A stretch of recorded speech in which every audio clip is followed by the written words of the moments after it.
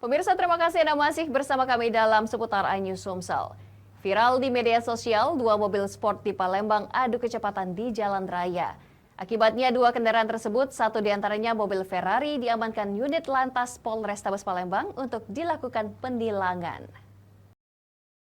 Beginilah rekaman video amatir yang mempertontonkan aksi adu kecepatan antara mobil Ferrari bernopol B41NI dan Pajero nopol BG1679ML di Jalan Haji Burlian, Kecamatan Sukarame, Palembang.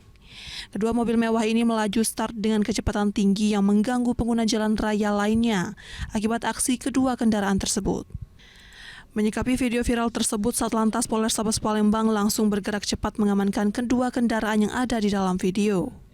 Menurut Kasat Lantas, kedua kendaraan tersebut kini telah diamankan di Polrestabes Palembang untuk dilakukan penilangan, sesuai dengan pasal 287 dan 297 Undang-Undang Lalu Lintas. Untuk sementara informasi yang kami dapat, yang mengendari adalah Muhammad Fikri dan Ahmad Trik. Jadi bukan pemilik mobil, Bang? Bukan pemilik mobil. Bukan. Bagian Pajero siapa pengendali, Bang? Muhammad Fikri.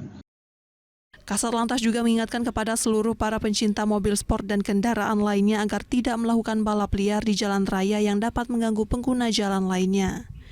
Dari Palembang, Muhammad David, iNews melaporkan.